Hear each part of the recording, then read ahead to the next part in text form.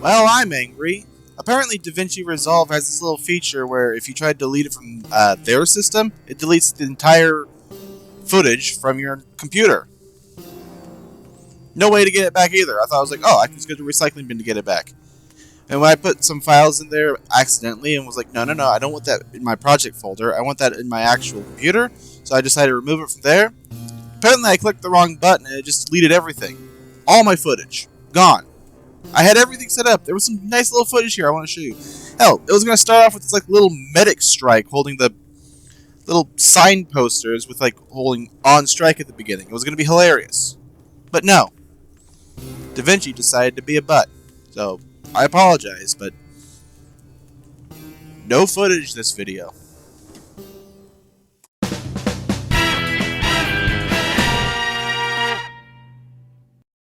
Hello everyone, Tebrith here, and welcome to my 7th week of TF2. If you're new here, this series is a documentation on my journey to learning this old first-person shooter called Team Fortress 2. And for this past week, I've been taking what I learned about each individual weapon for heavy and tried to make decent strategies and loadouts with them. Starting with what I like to call the roaming heavy, consisting of the Natasha, the family business, and the gloves of running urgently. The main strategy behind this loadout is right in the name.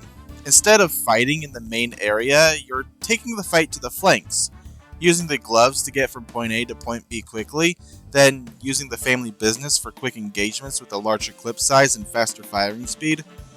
I know many people like to call this fat scouting, but that's ignoring the fact that the Natasha is here, used either for prolonged engagements on the flanks or punishing the backline of the main fight.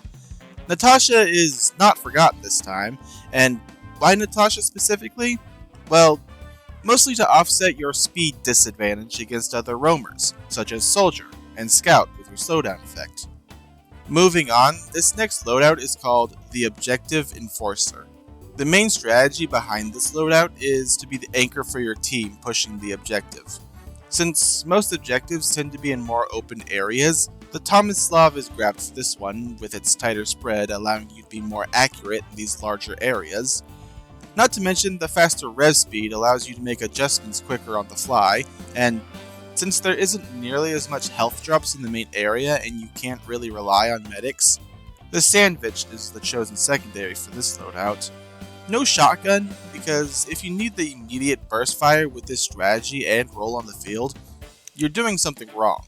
And as for the melee option, I know what I said about the Holiday Punch last week, however, it's been pointed out to me that you can effectively stop Ubers in their tracks with this.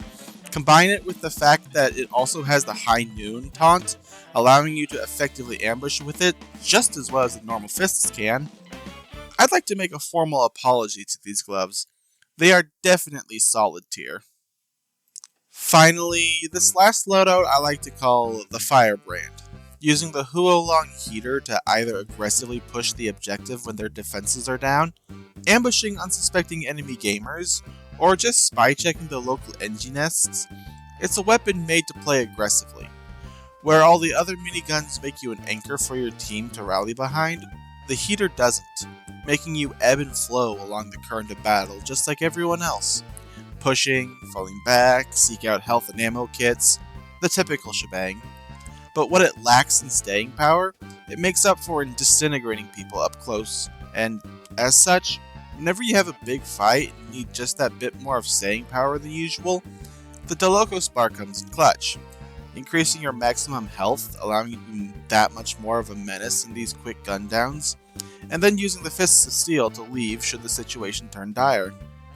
And that's about it. I want to thank everyone for giving me good tips on various weapons last video, and I want to know what you all think of my favorite loadouts and strategies with heavy. Next week is the final week for the big man, and as per newfound tradition, the final week for every class is reserved for Man vs. Machine. So look forward to that. And since I still have you here, I'm having difficulty deciding what class to go for next month. Noting the typical veto of Spy, I'm also vetoing Scout. Since I actually gave him an attempt off camera recently and realized he just moves way too quickly for me to keep up with what's going on. Although, I will now unveto Sniper since I've gotten a bit more confident with my aim since last time. Anyway, what class would you all like to see? I've still got a week to decide, and knowing what you all want would help make things easier on my end. And with that, I hope you all have a wonderful remainder of your day.